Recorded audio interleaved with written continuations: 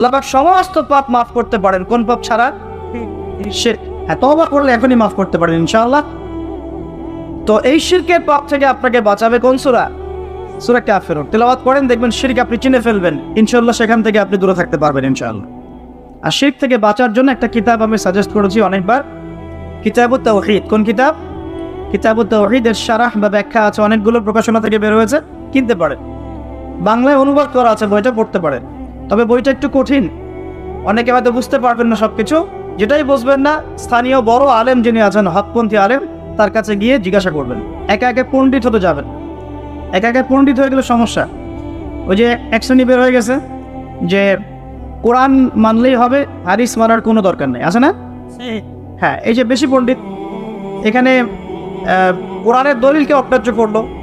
আল্লাহ যে বলছেন রাসূল যা দিয়েছেন নাও, রাসূলের দেওয়াগুলো পাবো কোথায়? রাসূল যা দিয়েছেন সেগুলোকে কোরআনে আছে নাকি? রাসূল যেগুলো দিয়েছেন ওগুলো কোথায় আছে? হাদিসে। রাসূল যেগুলো থেকে নিষেধ করেছেন ওগুলো কোরআনে আছে নাকি? রাসূল যেগুলো নিষেধ করেছে কোথায় আছে? তাহলে এই অংশটুকু বাদ দিয়ে কোরআন মানা যাবে নাকি? তার মানে হচ্ছে আমি কোরআনটাই তো মানলাম না, তাহলে আমি কোরআনটাই মানিনি আসলে। তো এই যে সমস্যা, নিজে বেশি পণ্ডিত হতে গেলে প্রবলেম আছে। ওলামায়ে কেরামের সাথে সম্পর্ক রাখতে হবে। আর কোন ওলামায়ে কেরামের সাথে সম্পর্ক রাখবে?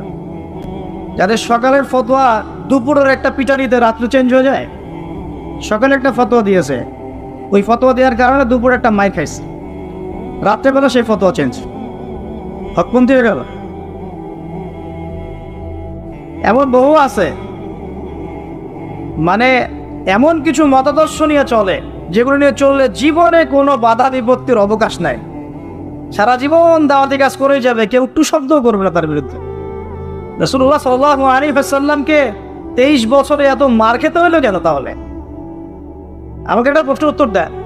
লা ইলাহা ইল্লাল্লাহ এর দাওয়াত তো নবী সাল্লাল্লাহু আলাইহি ওয়াসাল্লামও দিয়েছেন, আর আমিও দিচ্ছি, আপনিও দিচ্ছেন। তো রাসূলুল্লাহ সাল্লাল্লাহু আলাইহি ওয়াসাল্লামের উপরে এত বাধা বিপত্তি, নির্যাতন, নিপীড়ন নেমে আসে, আর আপনার ঘরে এত এত এত অর্থ সম্পদ করিয়ে আসতেছে, ঘটনাটা কোথায়? তাহলে এই লা ইলাহা ইল্লাল্লাহ গুলোর মধ্যে নিশ্চয়ই পার্থক্য দেখা যাচ্ছে। কথা বলে বোঝেন না? যেই লা ইলাহা ইল্লাল্লাহ এর দাওয়াত দেওয়ার জন্য নবী সাল্লাল্লাহু আলাইহি ওয়াসাল্লামকে গালি খেতে হয়েছে 15টা। কয়টা বলেন? 15টা গালি খেতে হয়েছে। আর রাহিবুল মাকতুম বই পড়ে দেখেন, যেই লা ইলাহা ইল্লাল্লাহ এর দাওয়াত দেওয়ার কারণে রাসূলকে 16 বার হত্যা করার চেষ্টা করা হয়েছে। কতবার? পড়েন, সিরাতের বই পাবেন। মক্কা বিজয়ের সময়, তাওয়াফ করার সময়ও তাকে হত্যার চেষ্টা করা হয়েছে। যেই লা ইলাহা ইল্লাল্লাহ দাওয়াত দেওয়ার জন্য নবী সাল্লাল্লাহু আলাইহি ওয়াসাল্লামের ঘাড়ে উটের নাড়ি ভুঁড়ি চাপিয়ে দেওয়া হয়েছে, দেশান্তরিত করা হয়েছে। তায়েফের মানুষ ইটপাটকেল নিক্ষেপ করেছে, রক্ত ঝরেছে। সেই একই লা ইলাহা ইল্লাল্লাহ এর দাওয়াত দেওয়ার পরে আমার ঘরে বিলিয়ন বিলিয়ন ডলার আসতেছে। সমস্যা কোথায়? তবে সমস্যা কোন জায়গায়? নিঃসন্দেহে উভয় লা ইলাহা ইল্লাল্লাহ এর মধ্যে পার্থক্য আছে। হ্যাঁ, আমি এমন লা ইলাহা ইল্লাল্লাহ দাওয়াত দিচ্ছি যে দাওয়াত দিলে কোনো সমস্যা নাই, আমি সব তরকারিতেই চলবো, পার পেয়ে যাবো ইনশাআল্লাহ। আর যদি হকপন্থী লা ইলাহা ইল্লাল্লাহ দাওয়াত দিতে যান, তাহলে সমস্যা আছে। আল্লাহ রাব্বুল আলামিন আমাদেরকে সৎ কাজের আদেশের সাথে সাথে অসৎ কাজে নিষেধ করার তৌফিক দান করুন। বিশ্বাস করেন, নবী সাল্লাল্লাহু আলাইহি ওয়াসাল্লাম যদি সারা জীবন বলতেন সুবহানাল্লাহ পড়লে এত নেকি হয়, আলহামদুলিল্লাহ পড়লে এত নেকি হয়, আল্লাহু আকবার পড়লে এত নেকি হয়, কোনো সমস্যা হওয়ার কথা ছিল না। নবী সাল্লাল্লাহু আলাইহি ওয়াসাল্লামকে প্রস্তাব দেওয়া হচ্ছে, তুমি যে আল্লাহর ইবাদত করো সেই আল্লাহর ইবাদত আমরা করব, পাশাপাশি আমরা আমাদের লাত উজ্জা মানাতেরও ইবাদত করব। হবে কি? নবী সাল্লাল্লাহু আলাইহি ওয়াসাল্লাম বলছেন, জি না, হবে না। কুলু লা ইলাহা ইল্লাল্লাহ তুফলিহুন। লা ইলাহা ইল্লাল্লাহ বলে সমস্ত বাতিল ইলাহকে অ্যাভয়েড করতে হবে, এলিমিনেট করতে হবে, তারপর হবে মুসলিম।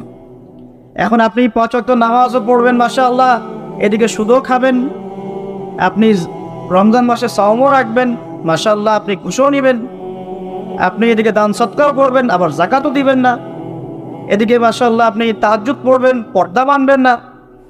হ্যাঁ, এদিকে আপনি তাসবিহ তাহলিল করছেন, হজ উমরা করছেন বছর বছর, এদিকে দুর্নীতিও করবেন, অন্যের সম্পদ আত্মসাৎও করবেন। এই লা ইলাহা ইল্লাল্লাহ তো আল্লাহর রাসূল শেখান নাই, শিখাইছেন? উদখুলু ফিস সিলমি কাফা মানে কি?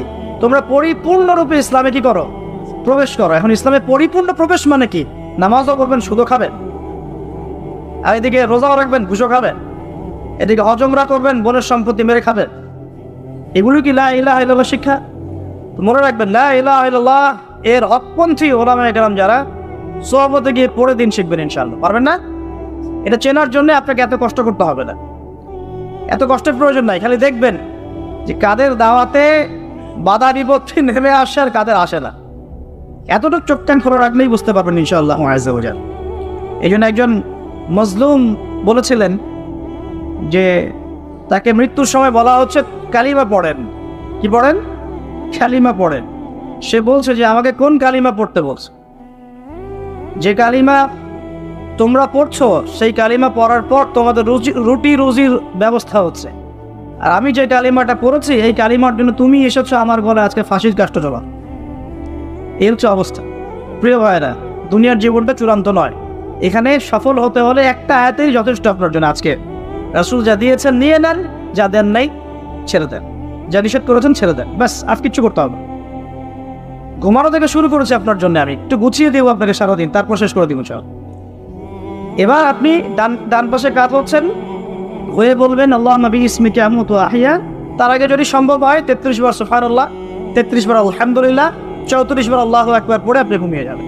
এখন যদি আপনি 6 ঘন্টা বা 8 ঘন্টা ঘুমিয়ে থাকেন, প্রত্যেক সেকেন্ডে আপনি নেকি পাবেন ইনশাআল্লাহ। কেন নেকি পাবেন? কারণ আপনি আপনার আদর্শ মতো ঘুমান নাই, আপনি রাসূলুল্লাহ সাল্লাল্লাহু আলাইহি ওয়াসাল্লামের আদর্শ মতো ঘুমিয়েছেন, মুহাম্মদুর রাসূলুল্লাহর উপর আমল করেছেন। মুহাম্মদুর রাসূলুল্লাহ মানে কি? প্রতিটা কাজ করতে হবে কার তরিকায়? রাসূলুল্লাহ। এটা বোঝেন। লা ইলাহা ইল্লাল্লাহ মানে কি? মানে আল্লাহ ছাড়া আর কিছুই চলবে না। সোজা কথা, আল্লাহ ছাড়া আর কিছুই কি চলবে? কিছু চলবে না। মুহাম্মদুর রাসূলুল্লাহ মানে হচ্ছে প্রতিটা কাজ করতে হবে কার পদ্ধতিতে? মুহাম্মদ সাল্লাল্লাহু আলাইহি ওয়াসাল্লামের তরিকা। ব্যাস, এই এতটুকু যথেষ্ট। এই কালিমা নিয়ে মৃত্যুবরণ করলে পরে ইনশাআল্লাহ একদিন না একদিন আপনি জান্নাতে যাবেন ইনশাআল্লাহ। যদিও আপনি চুরি করেন, যদি আপনার জিনা করেন, যদি আপনি মদ খান, ইনশাআল্লাহ আল্লাহ চাইলে সেই গুনাহ মাফ করে দেবেন ইনশাআল্লাহ। এখন প্রিয় ভাইরা, ঘুম থেকে উঠলেন, এখানে দুটো কথা বলে দেই। এখন আমরা যে সময়টাতে আছে, শীতকাল না? এই সময়টা কি শীতকাল না? আমি দেখছি আমি ছাড়া আপনারা সবাই শীতের কাপড় পরেছেন। মাসা খুব ঠান্ডা। যুব সমাজে এত ঠান্ডা লাগে কেন? এই বয়সে এত ঠান্ডা লাগে কেন? এখন তো রক্ত গরম থাকার কথা, নাকি? ঠান্ডা লাগে খুব, তাহলে তো সমস্যা। আচ্ছা, এটা তো শীতকাল চলছে নাকি? শীতকাল সম্পর্কে দুটো কথা বলে যে আপনার উপকার হবে ইনশাআল্লাহ, আমাদের উপকার হবে ইনশাআল্লাহ।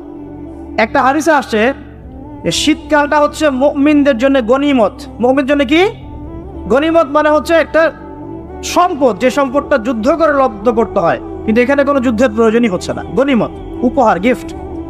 কিরকম? শীতকালে রাতটা হয় লম্বা। রাত কি হয়? লম্বা হয় না? এতে করে সারা রাত আপনি অনেক ইবাদত করতে পারবেন। আর দিনটা হয় ছোট। দিনটা ছোট হয় না? এতে করে আপনি দিনের বেলা সওম বা রোজা রাখতে পারবেন। শীতকাল আসলেই সাহাবীরা বলতেন আহলান সাহলান। শীতকালকে বলতেন আহলান সাহলান। শীতকাল তুমি এসেছো, আলহামদুলিল্লাহ। এখন রাত্রেবেলা হে কোরআনওয়ালারা তোমরা উঠে যাও এবং কোরআন তেলাওয়াত করতে থাকো, এবং দিনের বেলা তোমরা সওম পালন করতে থাকো, আলহামদুলিল্লাহ। তো শীতের রাতটা কাজে লাগাতে পারি না আমরা? রাতের একটা অংশ ঘুমিয়ে যাবেন, শেষ অংশ উঠে